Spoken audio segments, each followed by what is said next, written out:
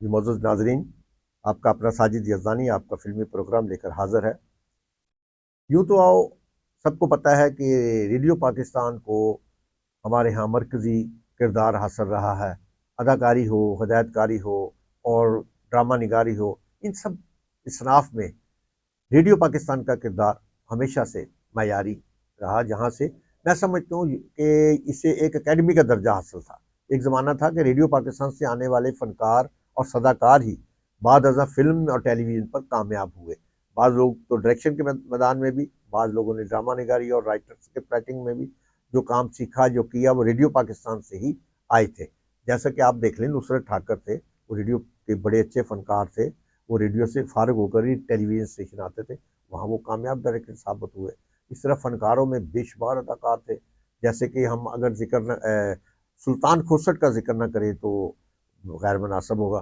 सुल्तान खोसट जो हैं, इब्तदाई दौर के फ़नकार हैं रेडियो के, और रेडियो का वो ज़माना था जब निज़ामुद्दीन, इशफ़ाक़ अहमद और इस किस्म के लोग रेडियो पर काम किया करते थे। सुल्तान खोसट का नाम उस ज़माने में हमने सुना।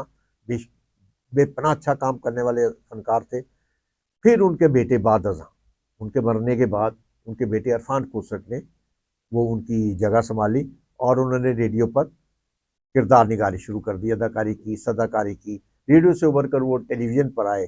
टेलीविज़न पर भी उन्होंने बेशुमार लाजवाब किरदार अदा किए, जिनमें एक सबसे बड़ा मिसाल तो उनकी डायरेक्ट हवालदार है। डायरेक्ट हवालदार जो है, वो ऐसा रोल था अंधेरा उजाला में, जो उसका मरकज़ी किरदार बनकर उभरा। हालाँकि एक सानवी रोल था, एक थानेदार का रोल, जो रिश्वतखोर भी है, सादा लोग भी है, मगर वो किरदार ऐसा उभरा कि लोगों की पसंदीदा सबसे वजह यही बनी कि उसे लोग देखने के लिए स्क्रीन के सामने बैठ जाते थे कि कब आएगा डायरेक्ट हवालदार।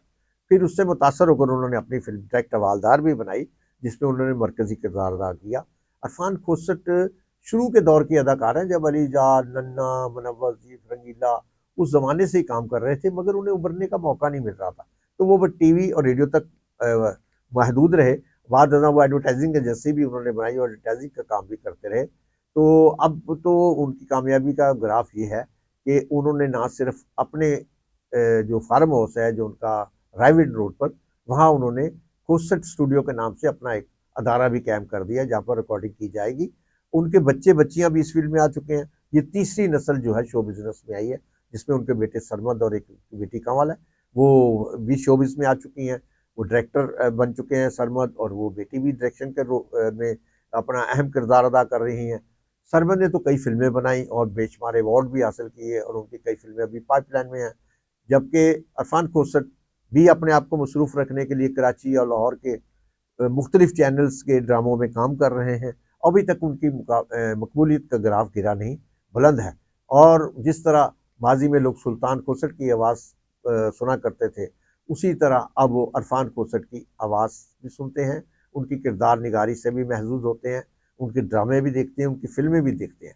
उन्होंने उर्दू और पंजाबी फिल्मों में बेपनाह अच्छा काम किया, जिसमें उनकी सैयद नूर की फिल्म चूड़ियाँ, उसमें उनका किरदार ऐसा कॉमेडी था कि थ्रू आउट कॉमेडी रोल था और बड़ा अच्छा रहा।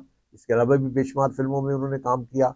और रंगीला, मुनव्वर, ज़रीफ़ और नन्ना, अली जाज़ के बाद अगर स्क्रीन पर कोई कॉमेडी एक्टर अच्छा लगा, तो वो अरफान खोसट थे। अरफान खोसट ने आज अकेले नहीं फिल्म स्क्रीन को संभाल रखा है, और वो कई फिल्मों में काम कर रहे हैं, उर्दू और पंजाबी की। इसके अलावा टेलीविज़न स्क्रीन पर आप देख लें, जितने भी चैनल हैं, वो हम हो, ARY हो, न्यू हो, जितने भी चैनल हैं, उनके ड्रामों में देखेंगे तो आप ये अरफान खोसट एक ज़रूरत बनकर रह गए हैं। अब कॉमेडी के साथ-साथ वो संजीदा किरदार भी अदा करते हैं, और संजीदा किरदार वो इस कदर अच्छा उम्दगी से करते हैं, जैसे वो कॉमेडी रोल करते आए हैं। उनसे बेपनाह हमें उम्मीदें वाबस्ता हैं, जिस तरह उन्होंने अपने बच्चों से लगा रखी है, हमें उनसे उम्मीदें हैं, क्योंकि वो एक अच्छा ज़ौक़ रखते हैं और उनका एक अपना मयार है। अगर वो दोबारा फ़िल्म साज़ी के मैदान में आएँ और फ़िल्में बनाएँ, तो वो फ़िल्मी सनत का लाहौर में जो मयार फिर से बुलंद हो सकता है, और जो गिरती हुई साख है लाहौर में फ़िल्मी सनत की, वो भी बहाल हो सकती है, और पाकिस्तानी फ़िल्मी सनत का वक़ार फिर से बहाल हो सकता है, और इस तरह लाहौर की फ़िल्म इंडस्ट्री फिर अपने पाँव पे खड़े हो सकती है। पर ज़रूरत इस समय रही है कि अरफान खोसट जैसे लोग जो हैं, वो मैदान में आएँ, फ़िल्म साज़ी करें या अदाकारी करें, हदायतकारी करें।